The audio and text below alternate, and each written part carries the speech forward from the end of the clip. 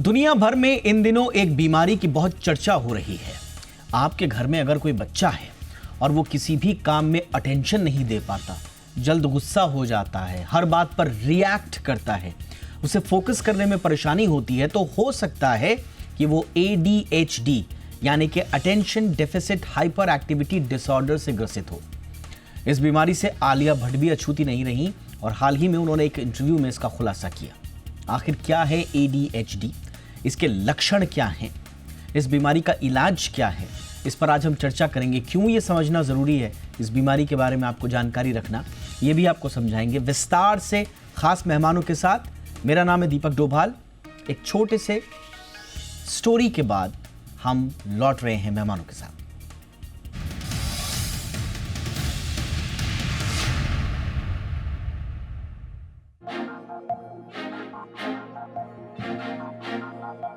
हाल ही में एक्ट्रेस आलिया भट्ट ने अपने इंटरव्यू में खुलासा किया कि वो ADHD यानी attention deficit hyper activity disorder से जूझ रही हैं। इस बात ने उनके फैंस के साथ साथ आम लोगों का ध्यान भी इस मानसिक स्थिति की ओर खींचा है। आलिया ने बताया कि बचपन से ही उनका मन कहीं भी जल्दी भटक जाता था, लेकिन तब उन्हें ये नहीं पता था कि वो इस डिसऑर्डर से जूझ रही हैं। जब उन्होंने साइकोलॉजिकल टेस्ट करवाया, तब जाकर उन्हें ADHD के बारे में पता चला। ADHD एक न्यूरो डेवलपमेंटल डिसऑर्डर है। ये ब्रेन के डेवलपमेंट से जुड़ी परेशानी होती है। यह आमतौर पर बचपन में ही शुरू हो जाता है और बड़े होने के बाद भी बना रह सकता है। इसका असर सीधा इंसान के ध्यान केंद्रित करने और अपने बिहेवियर को कंट्रोल करने की एबिलिटी पर पड़ता है। जिन्हें ADHD होता है, उनके लिए किसी भी चीज पर ध्यान बनाए रखना मुश्किल होता है। जैसे वो किसी काम के बीच में ही दूसरी चीजों में ध्यान लगाने लगते हैं। सीधी भाषा में कहें तो ADHD वाले लोग कई बार ऐसी चीजें भी कर देते हैं जो बाकी लोग शायद प्लान करके करते हैं। उनके लिए काम पर फोकस करना मुश्किल होता है और एक जगह बैठना तो जैसे नामुमकिन सा लगता है। हाल ही में किए गए एक सर्वे में ये बात सामने आई है कि अमेरिका में 25% वयस्क यानी हर 4 में से एक व्यक्ति मानता है कि उसे ADHD हो सकता है, लेकिन उन्हें इस बीमारी से छुटकारा नहीं मिला। ये सर्वे 1000 अमेरिकन वयस्कों पर आधारित है, जिसमें पाया गया कि सोशल मीडिया वीडियो ने ADHD से जुड़े लक्षणों को पहचानने में लोगों की मदद की है। लोग अपनी अटेंशन और फोकस से जुड़ी समस्याओं को समझने लगे हैं और उन्हें लगता है कि उनके ये लक्षण ADHD से जुड़े हो सकते हैं। बता दें कि ADHD का इलाज पूरी तरह से संभव नहीं है, लेकिन आप अपने रूटीन में बदलाव करके इस समस्या को कम कर सकते हैं। अगर आप में ADHD के लक्षण हैं तो रोजाना एक्सरसाइज करें, पूरी प्लानिंग के बाद ही किसी काम को करें, अच्छी नींद और डाइट का ध्यान रखें, जरूरत पड़ने पर डॉक्टर से जरूर संपर्क करें। ब्यूरो रिपोर्ट, जी मीडिया। स्वागत करते हैं हमारे साथ जुड़ रहे खास मेहमान का। डॉक्टर आशीष सहगल हमारे साथ जुड़ चुके हैं, मेंटल वेलनेस कोच हैं। बहुत बहुत स्वागत है सहगल साहब आपका हमारे शो पे। सर, ये ADHD इतने साल तक इग्नोर होता रहा, अब थोड़ी थोड़ी चर्चाएं इस पर हो रही हैं, लेकिन मैं देख रहा हूं कि अमेरिका, दूसरे देशों में इस पर काफ़ी चर्चा है और इनफैक्ट वहां पर बाकायदा युद्ध स्तर पर बचपन में इस पर ध्यान भी दिया जाता है। हमारे यहाँ अभी आलिया भट्ट अगर नहीं कहती ADHD तो शायद किसी को मालूम भी नहीं होता। तो सर, कितना बड़ा खतरा है इसका इग्नोरेंस और क्यों इस पर ध्यान देना ज़रूरी है? देखिए, ADHD पर ध्यान देना बहुत ज़रूरी है क्योंकि इसको शायद बचपन से कुछ गलत समझा गया है। ये बच्चा ज़्यादा शरारती है, स्कूल के टीचर्स कह देते हैं, या पेरेंट्स समझते हैं कि अरे ये हर वक्त उछलता रहता है, हर वक्त शरारत में रहता है। तो ऐसे में कभी कभी ये डिसऑर्डर या ये सिचुएशन इग्नोर हो जाती है। ADHD हाइपर एक्टिव हो सकता है, अटेंशन डेफिसिट हो सकता है, ध्यान ना देने की बात हो सकती है, कंबाइंड हो सकता है, और इन सब के अंदर एक एक्सपर्ट से सलाह लेना बहुत ज़रूरी है। स्कूल के काउंसलर्स इसमें अगर ट्रेंड हो तो बहुत अच्छा हो जाता है। इसकी सबसे बड़ी वजह इस पर ध्यान देने की बचपन में ज़रूरी है क्योंकि बच्चा अपने करियर्स अकॉर्डिंगली डिसाइड कर सकता है। ADHD को हम एक कमी मानते हैं, पर कई बार ये एक सुपर पावर हो जाती है। तो अगर आप अपना करियर और अपने जीवन का तरीका अकॉर्डिंगली तय करते हैं और लगातार थेरेपी में रहना चाहते हैं और रह पाएंगे तो जीवन अच्छा हो सकता है। इसलिए ध्यान देना बहुत ज़रूरी है इसके ऊपर। बात बोली कि बचपन में ADHD को लेकर धारणाएं ही गलत हैं और मैं तो कहूँगा ये बड़ी प्रचलित मिथ्स हैं ADHD को लेकर। और उसमें सबसे बड़ी प्रचलित मिथ ये है, जिसका आपने जिक्र भी किया, कि ADHD is just an excuse for bad behaviour. ये हमारे स्कूल्स के टीचर्स को, Correct. हमारे स्कूल्स के प्रिंसिपल्स को, हमारे देश के पेरेंट्स को ये समझना बहुत ज़रूरी है कि ADHD को रिकॉग्नाइज किया है मेडिकल कंडीशंस के तौर पर विद क्लियर डायग्नोस्टिक क्राइटेरिया। अब ये आपको नहीं मालूम है तो इसमें बच्चे की तो गलती नहीं है। इसलिए कितना ज़रूरी है सर ये समझना कि ये एक मेडिकल कंडीशन हो सकती है। डॉक्टर सहगल, देखिए, ये एक क्लियर मेडिकल कंडीशन है और इसके इलाज में मेडिसिन जो साइकेट्रिस्ट आपको दे सकते हैं और थेरेपी, इन दोनों का बहुत बड़ा रोल है। ये जितनी जल्दी शुरू हो जाता है ये कंडीशन, उतनी जल्दी हैंडलेबल हो जाती है, आप नॉर्मल जीवन बिता सकते हैं और ज़िंदगी में बहुत कुछ हासिल कर सकते हैं। तो इसका रिकग्निशन बहुत ज़रूरी है। सरकार ने रिकग्निशन किया है, बहुत अच्छी बात है। मेडिकल एसोसिएशंस को रिकग्नाइज करती है, डॉक्टर्स रिकग्नाइज करते हैं, मगर इसके बारे में ज़्यादा बात होनी ज़रूरी है ताकि स्कूल्स इसको रिकग्नाइज करें, ताकि पेरेंट्स इसको रिकग्नाइज करें। पेरेंट्स और स्कूल की जो एजुकेशन है, जो सेंसिटाइजेशन है, वो बहुत ज़रूरी है इसके अंदर। एब्सोल्युटली। हमारे साथ दो और ख़ास मेहमान जुड़ चुके हैं। स्वागत करते हैं डॉक्टर भावना बर्मी का, जो कि चाइल्ड साइकोलॉजिस्ट हैं। डॉक्टर बर्मी, गुड इवनिंग, बहुत बहुत स्वागत है आपका। और हमारे साथ हैं डॉक्टर हरीश शेट्टी साहब, जो कि सीनियर साइकेट्रिस्ट हैं। डॉक्टर शेट्टी, आपका भी बहुत बहुत स्वागत है। डॉक्टर भावना, जैसे कि हम चर्चा कर भी रहे थे ADHD के बारे में, ये जो कॉमन मिथ्स हैं, ये धारणाओं को बदलना कितना ज़रूरी है? क्योंकि ADHD के बारे में जैसा हम शुरू में कर रहे थे कि अगर आलिया भट्ट जैसी सेलिब्रिटी अगर कोई स्टेटमेंट नहीं देती तो शायद ये लोगों तक पहुंच ही नहीं पाता, और एक बच्चों का बचपन का एक बड़ा हिस्सा इस बात पे गुजर जाता ताने सुनने में कि ये तो एक्सक्यूज़ दे रहा है साहब बैड बिहेवियर के लिए कि कोई इसको मेडिकल कंडीशन है, ये तो शरारती बच्चा है, ये तो पढ़ाई में इसका मन नहीं लगता इसलिए ये बहाने बना रहा है। तो ये धारणा कितनी गलत है? बिल्कुल, देखिए, ये मिथ हटाना बहुत जरूरी है, क्योंकि ये समझना हमें जरूरी है कि ADHD माने attention deficit hyper activity disorder, ये एक न्यूरो डेवलपमेंटल तकलीफ है जो बचपन में शुरू होती है लेकिन अक्सर अडल्टहुड तक भी कंटिन्यू कर सकती है। तो ADHD के हमें समझना है कि 3 प्राइमरी सिम्टम्स होते हैं। एक होता है इनअटेंशन, जिसमें ध्यान नहीं लग पाता, छोटी छोटी डिटेल्स पर फोकस नहीं कर पाते, काम अधूरा छोड़ देना या जल्दी इंटरेस्ट खत्म हो जाना, इंस्ट्रक्शंस को ध्यान से ना सुन पाना और ऑर्गेनाइज करने में मुश्किल। तो ये तो हो गया हमारा पहला सिम्टम, इनअटेंशन। दूसरा सिम्टम हमारा होता है हाइपर एक्टिविटी, हर वक्त हिलते डुलते रहना या बैठकर काम ना कर पाना, ज्यादा बातें करते रहना, शांत जगह में भी रेस्टलेस फील करते रहना। ये हो गया हमारा सेकंड सिम्टम, हाइपर एक्टिविटी। और थर्ड होता है इम्पल्सिव, बिना सोचे समझे बातें बोल देना या कर देना, टर्न का इंतजार ना कर पाना, बीच में ही बात कर देना, या रिस्की एक्टिविटीज में भी बिना कॉन्सिक्वेंसेस के बारे में सोचे इन्वॉल्व हो जाना। तो सबसे पहले तो ये हमें समझना जरूरी है कि ये एक तकलीफ है, ये एक डिसऑर्डर है।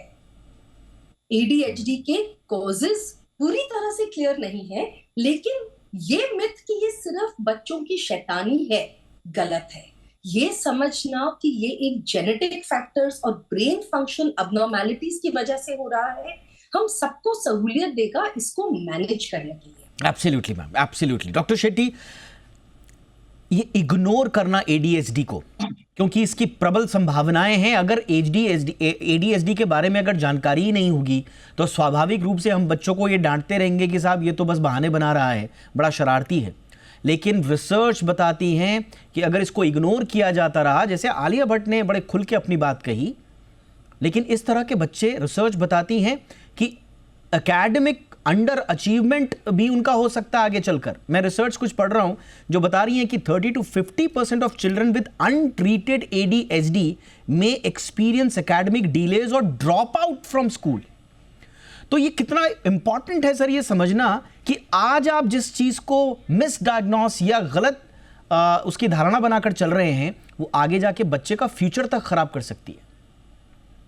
बिल्कुल, एडीएचडी बच्चा यानी गाड़ी जहाँ एक्सेलरेटर है पर ब्रेक नहीं है, रथ जहां कृष्ण चला रहे हैं पर उनके हाथ में रस्सी नहीं है। अभी जब बच्चों के ऊपर अत्याचार होती है, टीचर कहती है ऐसा बच्चा मुझे क्लास में नहीं चाहिए, स्कूल कहती है इसे निकाल दो, माँ बाप कहते हैं हमारे यहाँ ऐसे बच्चा कैसे पैदा हुआ, हम थक गए, हमारी ब्लड प्रेशर बढ़ती है।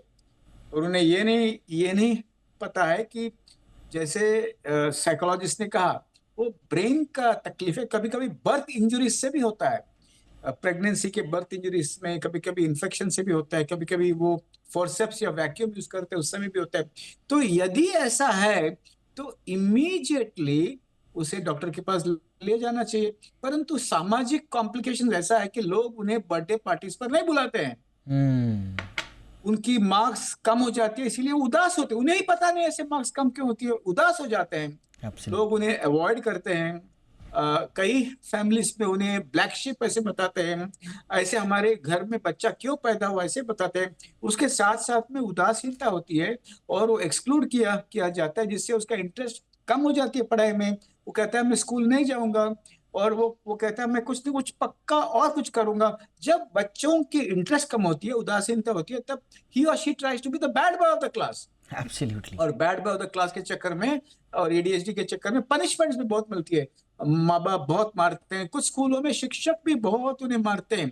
एडीएचडी के साथ 40% जो एडीएचडी के बच्चे हैं उन्हें लर्निंग डिसेबिलिटी भी होता है। 40% of ADHD children have learning disability. ये दोनों यदि रहा तो एक्सक्लूजन स्वाभाविक है। मैं कहता हूं ड्रॉप आउट्स जो है हिंदुस्तान में ये सिर्फ पॉवर्टी की वजह से नहीं होती है, lack of access to schools उसके वजह से नहीं होती है, वायलेंस की वजह से नहीं होती है, लर्निंग डिसेबिलिटी और एडीएचडी जो है उसके वजह से भी होती है, क्योंकि लोग उन्हें समझते नहीं हैं और समाज उन्हें ये एडीएचडी का जो दर्जा है बिल्कुल नहीं देते। पर एक पॉइंट इंपॉर्टेंट है। Yes sir, quickly sir. आजकल हमारे घर जो है ना, यस सर, ड्राइंग रूम इधर है, वहां बेडरूम या किचन, तो कभी कभी ओवर एक्टिविटी और हाइपर एक्टिविटी और activity over activity hyper activity की अंतर समझना भी बहुत जरूरी है। कभी कभी भी हम कुछ भी कहते हैं कि हमारा बच्चा हाइपर एक्टिव है, ये एक साधारण शब्द हो गया है। इसीलिए ठीक से डायग्नोसिस करना, जैसे हमारे साइकोलॉजिस्ट बहन ने बहुत अच्छी तरह से एक्सप्लेन किया, इम्पोर्टेंट है। ये आपने देखिए, अब आप देखिए ये तो पॉलिसी लेवल पर, अब देखिए ये पॉलिसी लेवल पर जाकर सवाल खड़ा हो गया कि आप अगर स्कूल ड्रॉप आउट से लड़ रहे हैं तो आप सोच रहे हैं कि साहब पुअर्टी की वजह से, आप सोच रहे हैं कि साहब स्कूल्स नहीं बने हैं, वहां पर इंफ्रास्ट्रक्चर डेवलपमेंट नहीं है, गरीबी है। अब आप देखिए कि अगर बच्चे को एडीएचडी है तो ड्रॉप आउट है वो तो होगा ही होगा आगे चलकर। एक छोटे से ब्रेक के लिए मैं रुक रहा हूं। ब्रेक के उस पार हम ये समझने की कोशिश करेंगे कि हमारे आसपास समाज में जो अक्सर हमें लोग दिख जाते हैं जिनके साथ बड़े प्रॉब्लम्स होते हैं, हम कहते हैं साहब फलाने का मूड स्विंग बड़ा होता है, हम कहते हैं साहब फलाने को एंगर इश्यूज बहुत ज़्यादा है, हम कहते हैं साहब फलाना बात बात पे इमोशनल आउटबर्स्ट कर देता है। ये लोग कौन हैं? ये लोग क्या बचपन में एडीएचडी का शिकार हुए लोग हैं जिनका समय पर ट्रीटमेंट नहीं हुआ, डायग्नोसिस नहीं हुआ, और इस वजह से आज इस हालत में हैं कि वो अपना तो नुकसान कर ही रहे हैं बल्कि आसपास भी संभवतः वो माहौल नहीं बना पा रहे जिसकी दरकार। एक छोटे से ब्रेक के बाद इस पर चर्चा।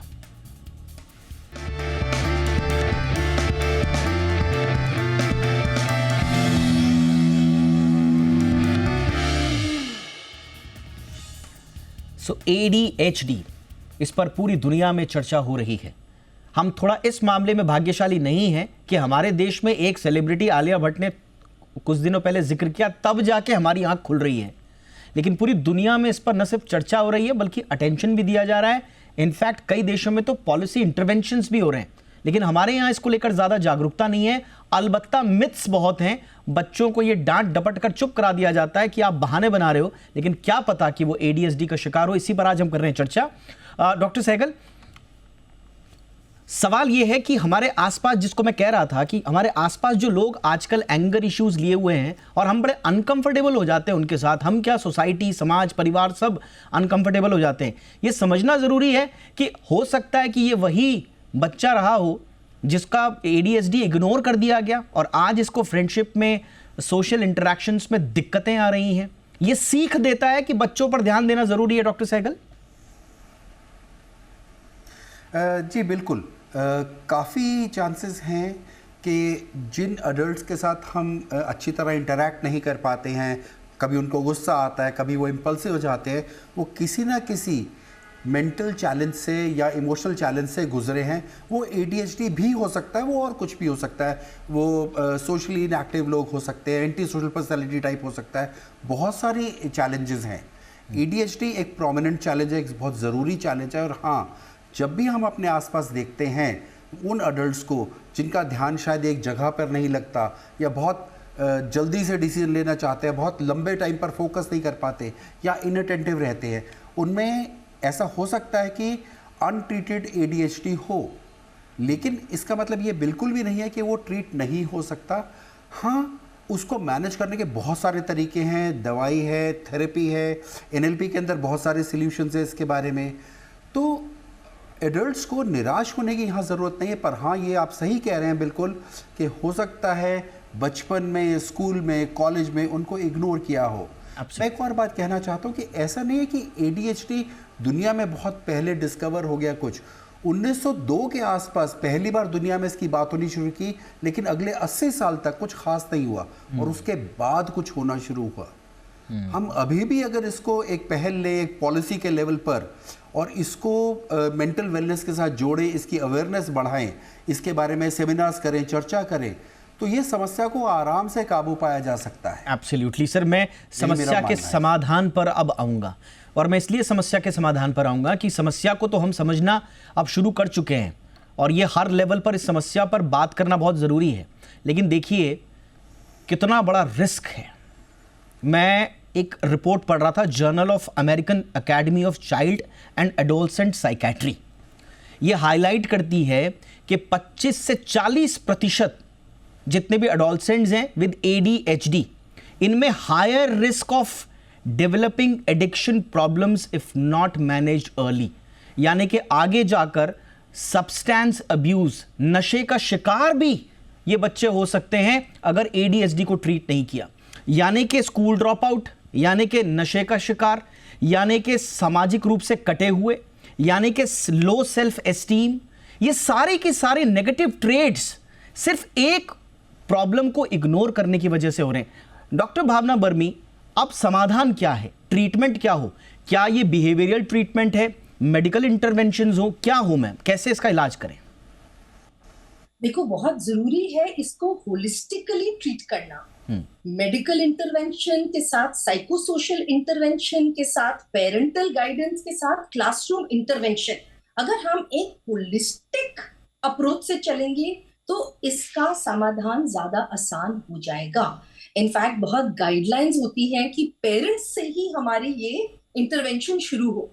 अगर पेरेंट्स एक स्ट्रक्चर या एक रूटीन, एक क्लियर और प्रिडिक्टेबल डेली रूटीन अपने बच्चों के लिए सेट कर देते हैं, तो ADHD वाले बच्चे स्ट्रक्चर में अच्छा परफॉर्म करते हैं।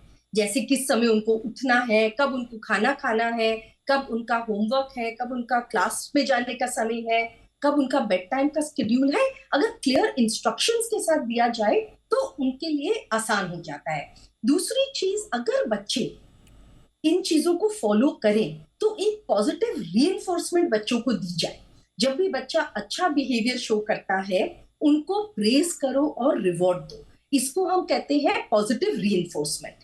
या कोई टोकन इकोनॉमी का आप सिस्टम बना लो, जब आपकी वो एक्सपेक्टेशंस और उनकी कॉन्सिक्वेंसेस को समझते हैं। तो दो चीजें तो ये हो गई। तीसरी चीज है कि इनके लिए जो टास्क होते हैं ना, इनको छोटे छोटे स्टेप्स में ब्रेक कर देना बड़ा जरूरी है। ADHD वाले बच्चे लंबे टास्क कंप्लीट करने में स्ट्रगल करते हैं।